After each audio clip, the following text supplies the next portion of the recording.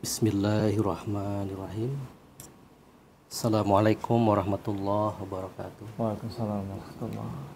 Alhamdulillahi rabbil alamin. Salatu wassalamu ala asrafil anbiya'i wal mursalin wa ala alihi wa sahbihi ajma'in. Puji syukur tak putus-putusnya kita panjatkan kehadirat Allah Subhanahu wa taala yang masih memberikan kita kesempatan untuk dapat terus berikhtiar, belajar, mengenali, menyingkap apa yang menjadi rahasia di dalam diri kita masing-masing. Yang ini semua adalah merupakan modal bagi kita untuk mengenal sang pemilik kehidupan agar kita dapat kembali kepadanya. Selanjutnya, selawat merangkaikan salam kepada junjungan kita baginda Rasulullah Muhammad sallallahu alaihi wasallam, pada para keluarga dan sahabat. Sahabat Tobi dimanapun semua berada, mudah-mudahan kita semua selalu di dalam lindungan Allah Subhanahu wa taala. Pada kesempatan ini kembali kita akan membahas sedikit mengenai suatu judul, yaitu membuka rahasia diri. Ya, membuka rahasia diri. Tapi sebelumnya marilah kita mengucapkan lafaz basmalah. Bismillahirrahmanirrahim. Sahabat Tobi, membuka rahasia diri ini bukan berarti kita buka-bukaan mengenai masalah aib kita. Karena kalau membicarakan masalah rahasia, itu biasanya orang penasaran gitu ya. Ada yang penasaran, tapi setelah tahu ya biasa saja juga. Manusia di dalam menjalani hidupnya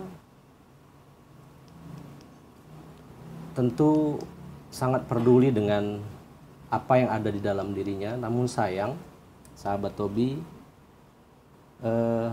bahwa apa-apa yang kita upayakan untuk mengenali diri kita itu kebanyakan masih sebatas pada pengenalan diri secara fisik, ya, secara materi sifatnya.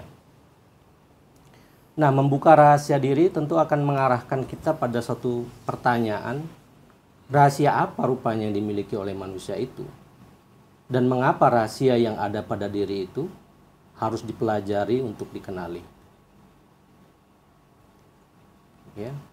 Nah, kembali kepada pernyataan di awal tadi, bahwa begitu care dan pedulinya kita kepada tampilan atau diri kita secara jasad, sehingga tak pernah pula kita menemukan ada salon kecantikan hati gitu ya. Atau misalnya ada produk-produk sebagai rahasia hidup sehat, rahasia awet muda, tidak ada dijual moisturizing cream atau krim pelembab untuk golongan Dolin dan Makdub, itu nggak ada dijual. Ya, tidak ada juga dijual misalnya hair tonic diganti dengan tonic untuk Fuad, Lub dan Shir, itu tidak ada.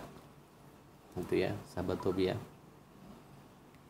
Nah, jadi salon kecantikan hati masuk beringas, keluar jadi santun, itu nggak ada, sahabat Tobi. Nah, dengan secara kasat mata, manusia telah Allah anugerahi dengan hati dan akal pikiran yang membuatnya mendapat predikat sebagai makhluk yang berpikir sekaligus memiliki perasaan. Rasulullah SAW sendiri selalu mengajarkan kepada umatnya untuk selalu menjaga hati agar terhindar dari berbagai penyakit hati dan sifat-sifat yang tercela.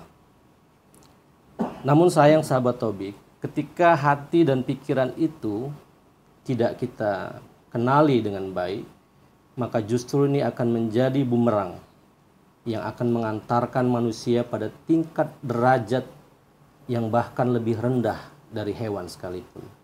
Sebagaimana firman Allah di dalam Quran surah Al-A'raf ayat 179 ya, yang artinya Dan sesungguhnya kami jadikan untuk isi neraka jahanam kebanyakan dari jin dan manusia.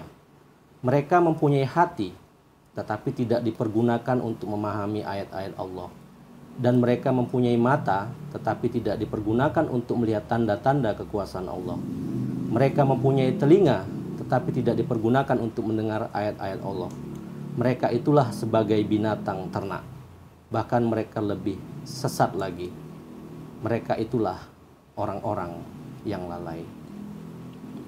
Sahabat Tobi, begitu pentingnya peran hati dalam menentukan nilai hamba di sisi Allah. Ini juga disebutkan dalam hadis yang lain Rasulullah Shallallahu Alaihi Wasallam yang bersabda, artinya, sesungguhnya Allah tidak melihat pada bentuk rupa dan harta kalian, akan tetapi Allah melihat kepada hati dan amalan kalian. Hadis riwayat Muslim. Nah, dari penggalan ayat pertama ini, di sini jelas disebutkan sahabat Tobi bahwa ada kaitan yang erat ternyata antara hati dan pemahaman. Sebagaimana secara umum kita pahami adalah pemahaman ini adalah merupakan bagian dari proses berpikir secara kognisi. Sementara akal pikiran itu selalu kita identikan dengan otak yang berada di kepala. Nah, ini tentu akan memunculkan pertanyaan, lantas di mana sebenarnya letak akal yang sebenarnya? Apakah sama hati atau kolbi dengan hati atau liver atau hepar yang biasa kita sebutkan di dalam dunia medis, sahabat Tobi? Ya. Tapi dalam kenyataan manusia, ketika dia tidak merasa nyaman dengan sesuatu, dia akan mengatakan sakit kali hatiku karena perbuatan. Tidak pernah kita dengar sakit kali jantungku, ya, atas perbuatannya gitu. Dan selalu yang dielus itu dada ya, dada yang dielus, tidak mengelus hati yang berada di sebelah kanan bawah dalam anatomi tubuh manusia. Nah, mengenai ini Rasulullah sudah memberikan suatu clue ya sahabat Tobi, bahwa ingatlah dalam tubuh manusia itu ada segumpal daging. Kalau segumpal daging itu baik, baiklah seluruh tubuhnya. Tetapi bila rusak, niscaya akan rusak pula seluruh tubuhnya. Nah, segumpal daging itu bernama kolbu. Sahabat Tobi, secara bahasa, hati itu berasal dari bahasa Arab yaitu kolbun, yang bermakna jantung. Secara etimologi, al-kolbun adalah segumpal daging yang berbentuk oval terletak di rongga dada kiri. Nah, ini adalah pusat dari peredaran dalam tubuh manusia. Jadi kata kolbun itu juga terbentuk dari kata kolaba yang bermakna membalik. Karena ia seringkali berbolak-balik, senang susah, setuju tidak setuju, menolak dan sebagainya. Dan kolbu amat berpotensi untuk tidak konsisten. Nah, ketidakkonsistenan inilah yang sering terefleksi pada rasa beriman yang selalu naik dan turun. Karena iman pada dasarnya tetap, ya, dulu, sekarang, dan yang akan datang tidak berubah. Rasa beriman inilah yang selalu dihinggapi oleh rasa was-was, bahkan segala penyakit hati yang menggerogoti hati manusia, sahabat Tobi. Nah, kalau kita lihat vibrasi jantung ini menggambarkan kehidupan. Sebaliknya, diamnya denyutan jantung adalah kematian. Dalam gerakan jantung itu, denyutan nadi dan sirkulasi darah dipersatukan. Dengan darah yang dipompa dari jantung itu akan mengantarkan oksigen sekaligus nutrisi dan hormon ke bagian-bagian vital tubuh kita, baik itu ke otak, ke hati, paru-paru, dan sebagainya. Nah, ternyata di dalam jantung kita itu ada satu titik kecil di serambi kanan yang memiliki sambungan sekitar 40.000 yang terhubung dengan koneksi neuron di otak manusia yang jumlahnya miliaran, sahabat Tobi.